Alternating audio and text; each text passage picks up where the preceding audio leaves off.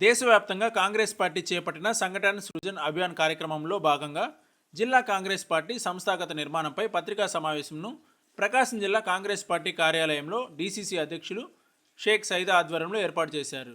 ముఖ్య అతిథిగా విచ్చేసిన ఏఐసీసీ ముఖ్య కార్యదర్శి ప్రకాశం జిల్లా పరిశీలకులు నదీం జువేద్, ఏఐసీసీ కార్యదర్శి AP incharge Ganesh Yadav, PCC సమన్వయకర్తలు డాక్టర్ రాచకొండ జాన్బాబు, రాణిమేకల సతీష్ పాల్గొన్నారు. ఈ కార్యక్రమంలో ఒంగోలు నియోజకవర్గ ఇన్ఛార్జ్ బీఆర్ గౌస్, దర్శి నియోజకవర్గ ఇన్ఛార్జి కేకేసీ రాష్ట్ర చైర్మన్ కైపు వెంకటకృష్ణారెడ్డి, జిల్లా SC chairman Mannam Prasannaraju, KKC general secretary Sudhir Varma, రాష్ట్ర యువజన కాంగ్రెస్ ప్రధాన కార్యదర్శి దాసర్ రవి, జిల్లా కాంగ్రెస్ పార్టీ ఉపాధ్యక్షులు శ్రీ గోరంట్ల కోటేశ్వరరావు, జిల్లా ప్రధాన కార్యదర్శి షేక్ రవూఫ్ కరీముల్లా తదితరులు పాల్గొన్నారు. तो मीडिया के साथियों को मैं नमस्कारम और मेरुला उन्नारू आप कैसे हैं इसका हिंदी अनुवाद होता है। मैं सबसे पहले बहुत बहुत शुक्रिया करता हूं कि मीडिया के साथी सवेरे सवेरे ज़िला कांग्रेस कमेटी के इस महत्वपूर्ण मुख्यालय में आए। हम समझते हैं कि हमारे लिए मंदिर, मस्जिद, गुरुद्वारा और चर्च के बाद हमारी जो धार्मिक मान्यताएं हैं उनके बाद हमारे लिए ज़िला कांग्रेस कमेटी का मुख्यालय या प्रदेश कांग्रेस कमेटी का मुख्यालय भी किसी पूजनीय स्थल से कम नहीं होता है।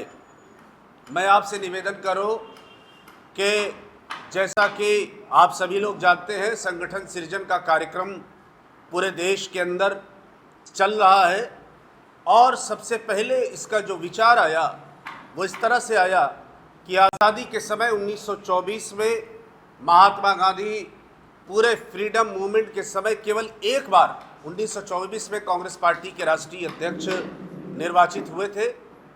उनकी याद में 2024 में कांग्रेस पार्टी का राष्ट्रीय अधिवेशन बेंगलुरु में आयोजित किया गया और सब लोगों ने ये समझा कि जो वर्तमान राजनीतिक चुनौतियां देश के अंदर है और जिस तरह से शाह और तानाशाह ने इस देश के लोकतंत्र को, संविधान को और देश के मौलिक अधिकारों पर लगातार हमला हो रहा है, उससे बचने का एकमात्र रास्ता ये है कि संगठन के माध्यम से लोगों को मजबूत किया जाए और संगठन के निर्माण को मजबूती के साथ ज़मीन पर उतारने का काम किया जाए।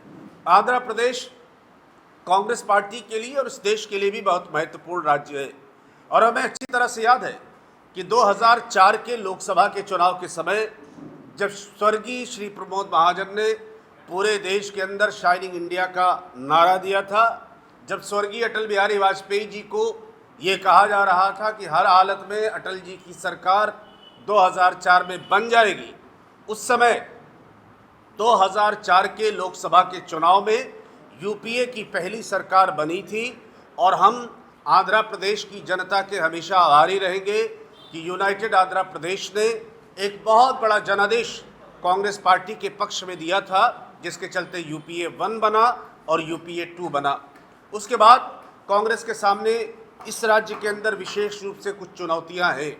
हमारी हालत निश्चित रूप से उस तरह की नहीं है जिसकी अपेक्षा हम सभी लोग करते हैं।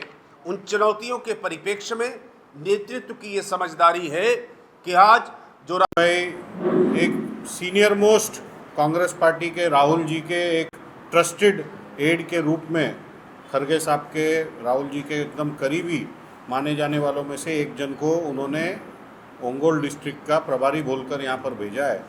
तो आप समझते हैं कि ये संगठन सृजन अभियान का कितना इम्पोर्टेंस आज पूरे देश के अंदर चल रहा है कि इतने सीनियर मोस्ट लोग पूरे 25 डिस्ट्रिक्ट्स में आंध्र प्रदेश के अंदर यहाँ पर संगठन सृजन अभियान करने के लिए आए हैं।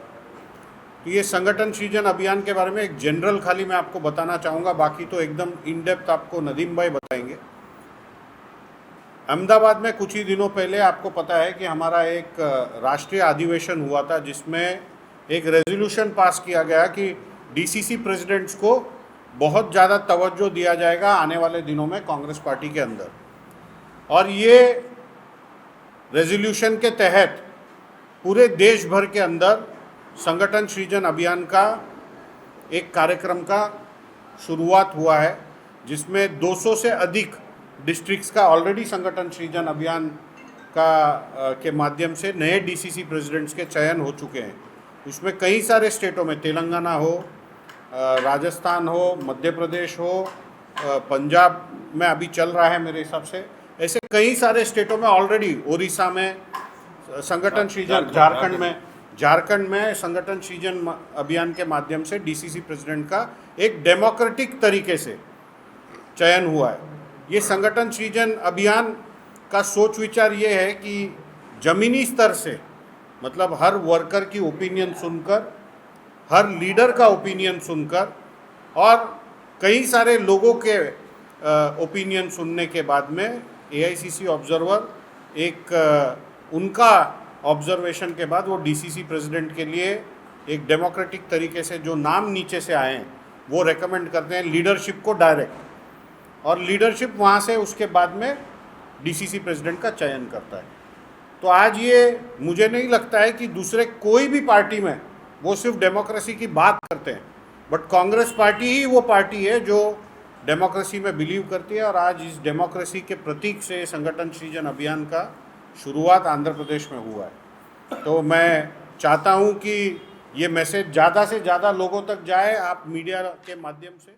ఈరోజు మరి జాతీయ స్థాయిలో చూసుకుంటే మొన్న ఎలక్షన్లో కాంగ్రెస్ మరి పరిపాలనకి తగ్గ ఓట్లు వచ్చినాయి. ఆల్రెడీ చెప్పాలంటే కాంగ్రెస్ పాలించాలి. అయితే ఈ బీజేపీ ఓట్ల దొంగతనం చేసి మీరు స్పష్టంగా చూసాం. రాహుల్ గాంధీ గారు స్పష్టంగా ఈ యొక్క ఓట్లు చోరీ ఎలా జరిగిందని మనకి సోషల్ స్పష్టంగా నిరూపించారు. ఈరోజు చూస్తే బీజేపీ గవర్నమెంటు చంద్రబాబు గారు మరి బీహార్ నితీష్ గారి యొక్క దయతో, వారి యొక్క దయతో సెంటర్లో మరి పాలిస్తుంది. కారణం వాళ్ళకి పూర్తి మెజారిటీ లేనే లేదు. ఈరోజు చెప్పాలంటే వారు అందరినీ కొనేస్తున్నారు, ఆఖరికి ఈసీని కూడా కొనేశారు. ఆలోచించేద్దాం. ఎందుకంటే రాష్ట్రం కానీ దేశం కానీ సుభిక్షంగా ఉండాలంటే కాంగ్రెస్ పార్టీ మరి పాలించే దిశగా మనం చేసుకుంటే మరలా పూర్వవేగం వస్తుంది. 2004లో మరి ఆంధ్ర రాష్ట్రం నుంచి మనం అధిక ఎంపీలను పంపాం.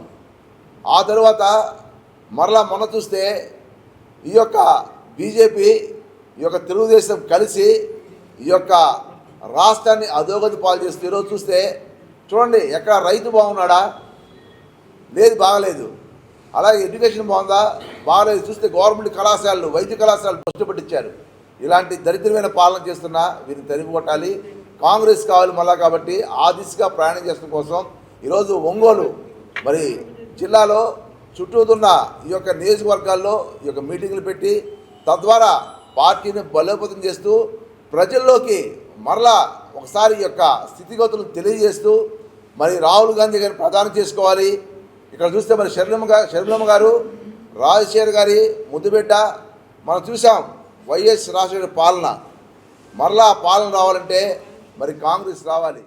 ఈరోజు ముఖ్య ఉద్దేశం ఏంటంటే మన సంస్థాన అభియాన అనేది రాష్ట్రంలో ఉన్న ప్రజల్లో నుంచి నాయకుల్ని ఎన్నుకోవాలి అని కాంగ్రెస్ పార్టీ కొత్త ఒరవడితో మరి అహ్మదాబాద్ 2025లో జరిగిన సెషన్స్లో ఈ యొక్క నిర్ణయాన్ని తీసుకుంది.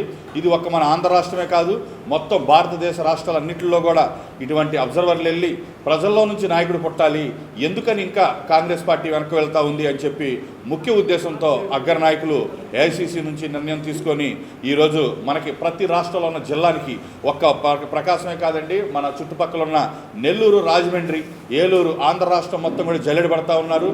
ఈరోజు రాష్ట్ర నాయకత్వాన్ని బలోపరచడానికి, ఈరోజు చూస్తూ ఉంటే నరేంద్ర మోడీని ప్రశ్నించడానికి మరి బీజేపీ అనగా బి అంటే బాబు, జే అంటే జగన్, పి అంటే పవన్, ముగ్గురు కూడా నరేంద్ర మోడీకి ఒకటే అయిపోయి వత్తాసు అవుతున్నారు. వారిని ఎదిరించి మాట్లాడేది ఒక్క కాంగ్రెస్ పార్టీయే. ఈరోజు మరి కాంగ్రెస్ పార్టీ కనుక మనం అధికారంలో తెచ్చుకుంటే యువత ప్రశ్నించే టైం వచ్చింది. ఎందుకంటే ఓటు చోరీ అవుతున్నప్పుడు యువత ముందుకు రావాలి.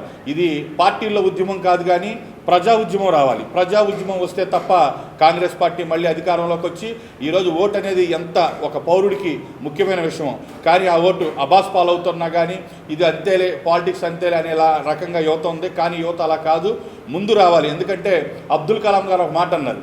అబ్దుల్ కలాం ప్రపంచం మొత్తంలో ఇండియా యవనస్తుడు, యంగ్ ఇండియా అన్నారు. యంగ్ ఇండియా అని ఎందుకన్నారంటే ప్రపంచం మొత్తంలో యువకులు ఉంది మన భారతదేశంలోనే. కానీ యువకులు మన భారతదేశంలో ఉన్నా కూడా ఇటువంటి రాజ్యాంగం ఇలాంటి ఓటు హక్కులు ప్రశ్నించకుండా ఉండటం అనేది చాలా ఇబ్బంది అవుతుంది. ఖచ్చితంగా ప్రశ్నించాలి. ఇది ప్రశ్నించడం వల్ల మన ఆంధ్ర రాష్ట్రానికి పట్టే మార్గదర్శి మీ అందరికీ తెలుసు. ప్రత్యేక హోదా, ఈరోజు ప్రత్యేక హోదా గురించి టీడీపీ చంద్రబాబు నాయుడు గారు మాట్లాడరు. ప్రత్యేక హోదా గురించి మన పవన్ కళ్యాణ్ జనసేన మాట్లాడరు. ప్రత్యేక హోదా నుంచి వైఎస్ఆర్సీపీ మాట్లాడదు. ప్రత్యేక హోదా ఇవ్వాలి, ఆంధ్రాని ప్రత్యేకంగా గుర్తించాలని ఏకైక party INC, Indian national Congress party మాత్రమే. ఈ ప్రత్యేక హోదా రావటం వల్ల యువతకి ఎన్నో ఉద్యోగ అవకాశాలు, ఎన్నో మెరుగైన కంపెనీలు వచ్చి ఆంధ్ర రాష్ట్రం ఇదివరకు పూర్వవైభవం చెందుతుంది. కాబట్టి యువతలో మేల్కొని రావాలని మీ అందరికీ మీడియా సముఖంగా తెలియజేసుకుంటూ సెలవు తీసుకుంటున్నాను. ధన్యవాదాలు.